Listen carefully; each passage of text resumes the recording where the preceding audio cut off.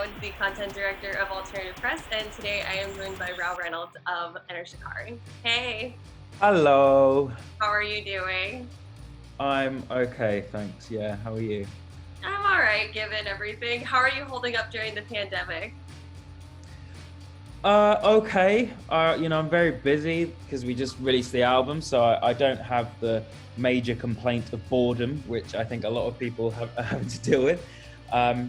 And also, I've been quite lucky in a sense that everyone close to me has now, like, as in my immediate family, have like had it and have sort of come through it. So I'm very lucky in that respect as well. So yeah, no, I can't complain. Just busy and yeah, trying to make the most of my time in my house alone. So you actually know people who are close to you who have had the coronavirus and overcome it. It's so hard to get tests, so you don't know for sure. But like, I think when the particular symptoms like the anosmia, I never remember how to pronounce it. The loss of smell and the loss of taste, you don't really get that from anything else unless you've got like some sort of neurological problem or you've had an accident or something.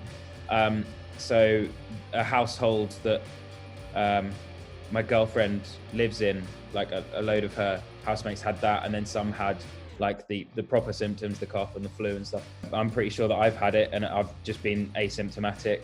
My brother and my sister-in-law have both had it because she works in a care home, so I'm almost certain that almost unavoidable. Yeah. Yeah, and then lots of my friends. It's weird now. It's become like very real. Like, first it's something you sort of watch on Twitter and watch on TV, and then like lots of my different like friendship groups have now had it, and like a couple of my friends' parents have got it really bad at the moment. It's quite anxious times. But yeah, fingers crossed everyone will pull through it. Wow, that's wild. I'm so sorry to hear that, but I'm glad that they're all seemingly recovering at this point. Yeah, no, absolutely. Yeah, as I said, I can't complain. Like, especially my close family, we're all good. Yeah, like we're just sort of starting to come out of lockdown now. Like people are going back to some jobs and stuff, and it's such a weird situation. Like no one quite knows what's allowed and what isn't. And the government are telling people to go back to work, but at the same time telling them not to well, wherever possible, avoiding public transport, which in London is impossible. Like only, I think it's like 50% of people in London don't have cars. Right. So like, if you're going to work, you can't. Most people don't live right by their place of work, so they have to take public transport. So public transport is like completely overwhelmed again because they're running a reduced service at the moment. Right. So it's all gone a bit tits up here, but. Yeah, I completely understand. They've started like to slowly open things here too, but I think the most wild thing that I've been hearing is these medical professionals saying that we're not going to have any touring shows, none of it until 2021. And obviously this is speculation at this point just because everyone's kind of taking it day by day, week by week, month by month, but just imagining not having any tours or shows for the rest of the year, it's wild to me.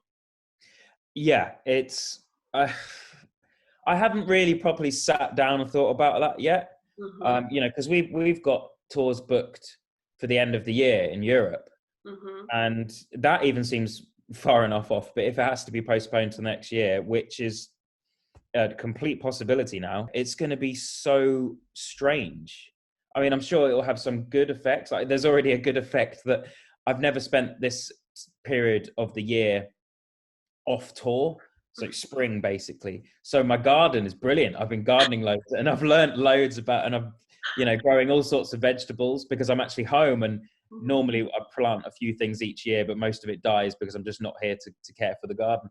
So there'll be some positives for me out of it, but like I'm already like itching to go back on the stage. And like, it was so frustrating releasing our album with no ability to be able to like tangibly thank people. Like, like normally we'd do signings and like release shows, and I'd be speaking to our audience, so face to face, and that I found that really frustrating. So the thought of not being able to play shows for the rest of the year is a bit pretty disorientating and pretty horrible. But yeah, it is what it is. Typically, you create an album, you release the album, you go on a tour, you connect with the fans, you get the fans connected with the new music.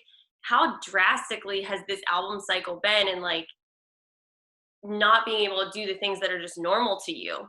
It's just been so surreal. Mhm. I haven't gone this amount of time without seeing the rest of the band members since like 2005.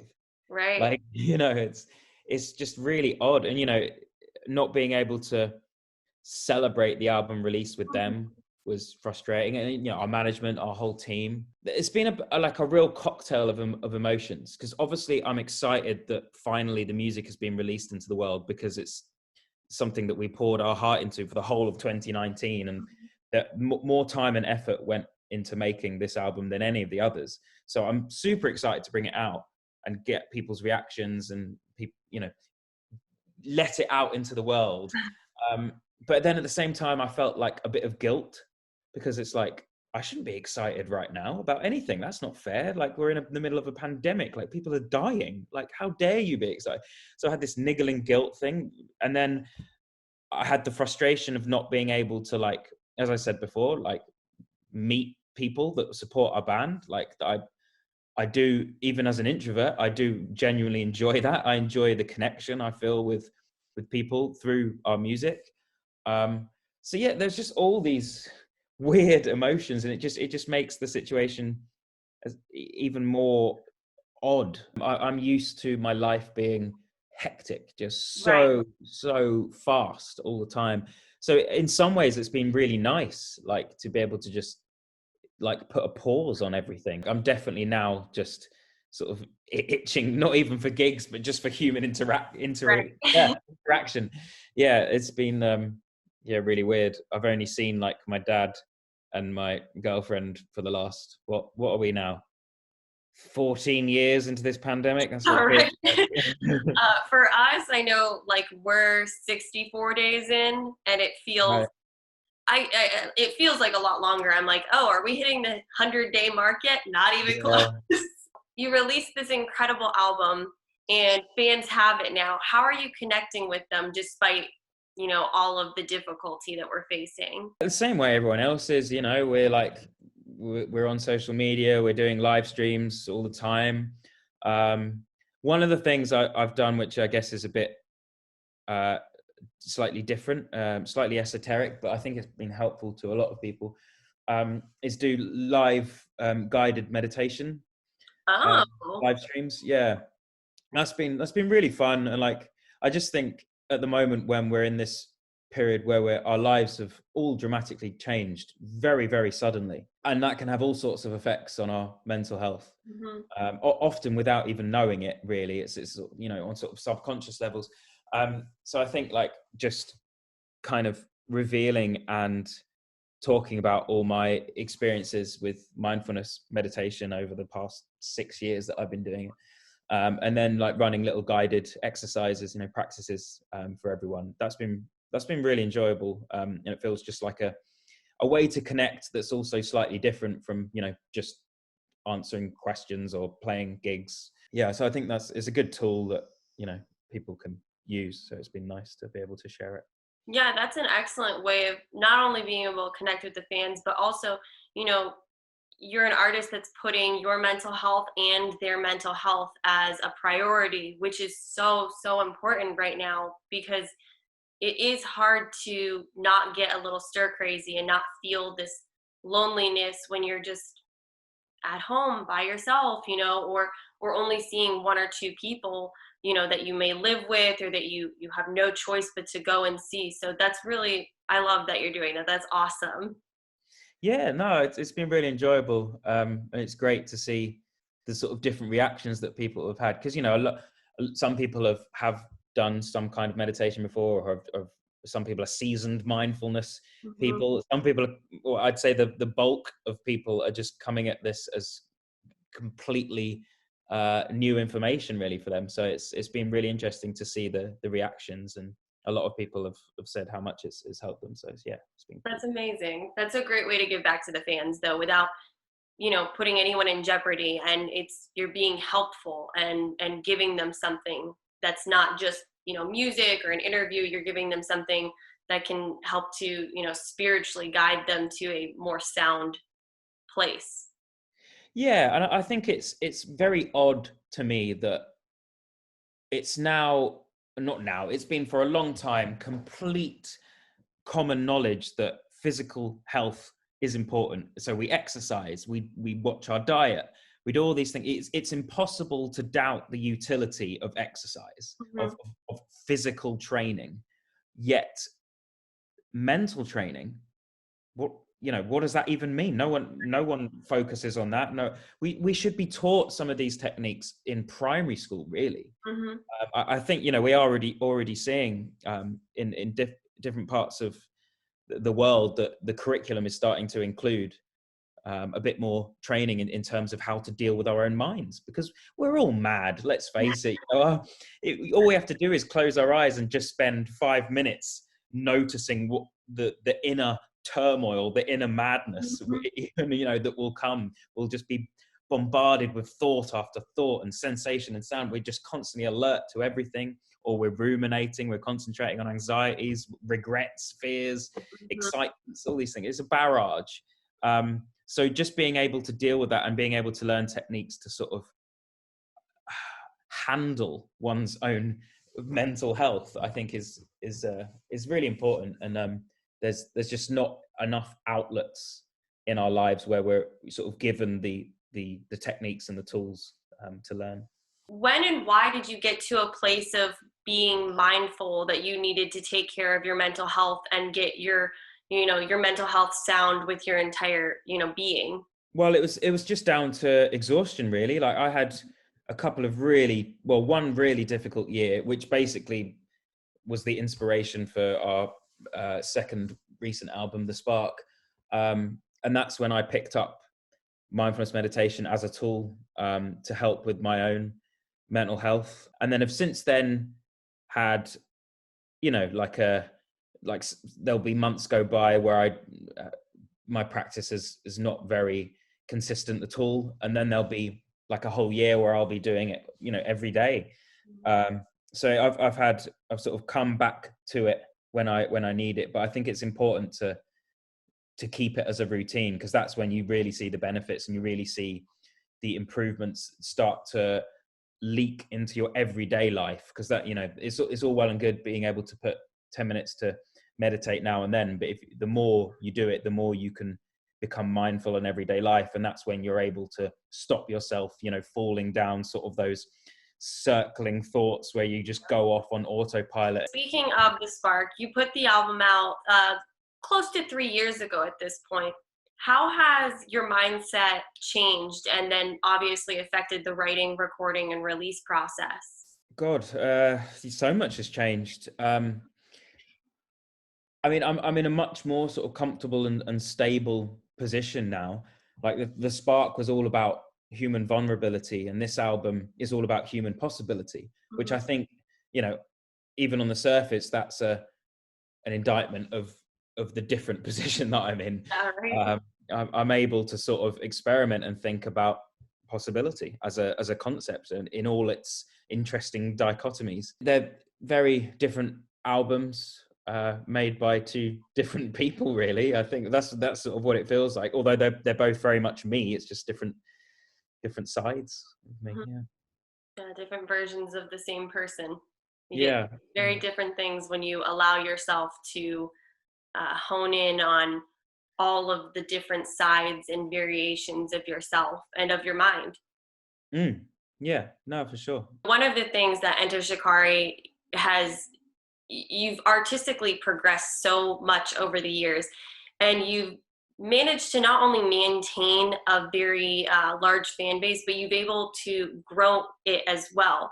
Have you ever had any second doubts or fears going into an album cycle, or thinking that you would have done something differently, or you wish you could have changed it so it would be better for the fans? No, I think I'm quite lucky. Well, maybe not lucky, but how it works for me is all my self-doubt and crippling self-critique and anxiety comes usually right at the beginning of a new project, and I'll basically just get like, it's not just choice paralysis, it's more of just a sort of imposter syndrome, kind of like, you know, I'll look back at albums we've done and I'll think, how the fuck am I going to do that again? Like that, look at this beast that we just created and toured, and now I've got to do something like that again. Like I find that standing at the foot of the mountain just absolutely debilitatingly scary. By the time things start happening and the confidence builds and you find you've got your ideas, things start flowing, by the end of it, I'm ecstatic and just want it to go out. And I won't release anything within Shikari or otherwise if I'm not completely like satisfied or like 99% satisfied with it. Like, you know, there's always going to be some element of doubt, or, you know, of course it's only human to be a bit worried about what people are going to think, but like never have I thought on the cusp of a release that I need to change something. I think that would be a sign for me to stop it and rethink and go back and, you know, change things. Yeah, I wouldn't let it get to that stage, I guess. And maybe that's why fans have, you know, not only stayed with you for so many years, but you continue to gain so many fans so rapidly, is because you are always just sure of what you're doing. And it's very evident that when Enter Shikari release something, that it's fully realized. Yeah, I think the only thing that worries me, or not, the most important thing is that the music is honest. I think people, whether the music suits people's individual likes and dislikes, that's one thing. I could worry about that all night, and that would be stupid, because everyone has slightly different preferences and different experiences within music and within their lives that makes them more partial to different sounds. So it's the classic thing, you're never going to please anyone. The only thing that then becomes important is, okay, is this the best that I can do? Is this the most honest representation of me and what our band is capable of that I can put out? And that's then all that matters, because, yeah, as I say, it's completely pointless trying to please a mass of people, because we're all different, we're all individuals. I want to talk to you a little bit about when you guys did your stint with Warped Tour. A lot of artists over the years have said that seeing Enter Shikari on Warped Tour was this massive musical moment, but it also had a sense of political consciousness to it. Have you guys ever gotten like a significant backlash for any of the stances or anything that you've created? No, I don't think significantly. You know, I think in this day and age, if you say any kind of political opinion, there's going to be someone who disagrees with you and is very willing to make you realize that they disagree with you. Within creative kind of industries, within music, especially alternative music, there is a sort of general, I don't even want to use the sort of left-right dichotomy, because it's kind of archaic now, really. I think that, you know, there's so many like convoluted sort of nuances about politics that you can't even just be left or right anymore. And there's so much stuff that is sort of above politics. What we try and do a lot with our music is just offer a wider perspective. Right. It's not even about the P word, isn't about politics. It's more about the bigger P word, perspective. Yeah. But no, we've been, I don't know whether we're lucky or what. Yeah, we haven't sort of experienced like some massive backlash for anything. Artists who, you know, put their opinions and their stances in their music, a lot of times one of the biggest things they can do is be open to listening to other perspectives from fans who may disagree with them, or other people in the music industry. Have you had any of those moments with fans or otherwise where they've opened your perspective more? Yeah, I mean, I've had some great discussions at shows. I've had some great discussions online. It's difficult, isn't it? Because like a lot of the time we're all in like our own echo chambers, and especially when you're a person who has some kind of pedestal or some kind of following, you find most of what you put out people will agree with just because they're simply fans of you. So you have to sort of keep that in mind, that I can't take my social media following's approval as justification for a view of mine. I have to avoid falling into that trap, because it's not a reasonable way of like justifying your arguments or justifying your political opinions. I think I'm actually quite lucky in that our fan base is a really intelligent, really forward-thinking, really progressive and deep-thinking fan base. I think you have to be into our music because it's so detailed, so nuanced, so like vast. So we're not the easiest band to get into, is what I'm trying to say. It's not like you can listen to one of our albums and like understand everything that we're trying to do, and like it's middle of the road pop or something that's you're going to be walking away whistling. It's like it's much more layered and difficult to sort of get into. So I think to be a fan of Shikari, you have to put in a certain amount of effort, really, like to sort of like, I don't really want to say understand it because that just sounds so big-headed and lame, but like to sort of to let it affect you. You have to really be willing to let it in. Like you can't just like go on a surface few listens and go and think you know what we're about, because there's a lot more going on. Yeah, so what I'm trying to say is, yeah, I think our fan base is incredibly intelligent, and that there's been many points where I've been like had discussions with people online, and it'll make me rethink something. But yeah, my memory is absolutely shocking, so there isn't a specific example that's all right. Comes to mind. It's nice though, because to your point though, Enter Shikari are not a band who you can listen to once and you're just gonna think this is so catchy and I've just got all of this stuck in my head, and there is no surface level. It reminds me of when I started listening to Fever 333, and they're not a band that you can just take as surface level as this is catchy. There's so much more to it, and you can't walk into the listening experience and just assume that you're gonna understand it. It's almost like there is an understanding.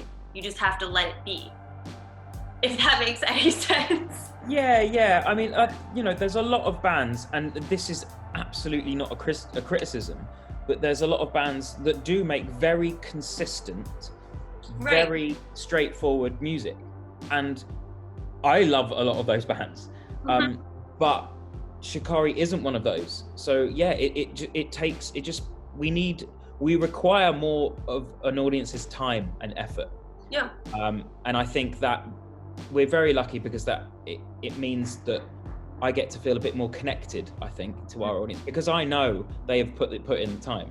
If they understand and if they enjoy and are intrigued by our music, then I'm going to feel very connected to them, because I am also I also claim to understand and am intrigued by our music. So the fact that they've put that extra level in, I think just creates an extra level of connection between band and fan base. Yeah, it has a deeper impact than something you would just turn on from the top 40 hits. It's that the classic sort of market capitalism thing of like, you want your music to sell, so in some way you have to dumb it down a bit if you want to have broad appeal. Now we've been very lucky in that we built up a fan base, and we very quickly sort of made it clear that our music was not going to be consistent. It was not going to be repetitive. It was not going to become banal. It was always going to be like progressing in some way. And somehow we've kind of retained and also built upon our fan base and they've given us that long leash to keep exploring. Because I mean, that's essentially what we're doing. We're just exploring different ways of conveying emotions, like with texture, with pitch, with rhythm. We're so grateful for the long leash that our fan base have given us. So when things finally do resume, what about Nothing Is True and Everything Is Possible are you most excited to take to the stage and perform for fans? Well, we were in the practice room 2 weeks before lockdown here in the UK, and we just started to play some of the new tracks. And we have this, it's quite a small, cramped little practice room. It gets sort of quite sweaty in there. There's not really any aircon. Even within those four walls, with just the four of us, there was such an energy of just playing these tracks for the first time. So we're obviously so gutted that we couldn't do the release shows. We were supposed to be in New York just a few days ago. So even just a few we started playing. So I mean, the Dreamers Hotel, we played that one, and we played The Great Unknown, and we played T.I.N.A. We played like once. That was pretty ropey. We certainly need to practice that. Those three were just so much fun to play live. Then I think like also some of the duper cuts on the record will be a lot of fun. Like I think Marionettes is just like one long journey of just like, a crazy amount of different like instruments and textures and feelings involved in that one. So I can't wait to play that one live. The King. I mean, I could speak about any of the tracks on there, like I'm so excited for all of them, really. Do you think that any of them are going to be difficult to take to stage? Most of them, really. I mean, it was weird. Like this was the first year that we weren't going to do any UK festivals. We were only going to do a few in Europe, and that was it, because we were going to concentrate on building the show, on basically working out how we're going to play these songs live.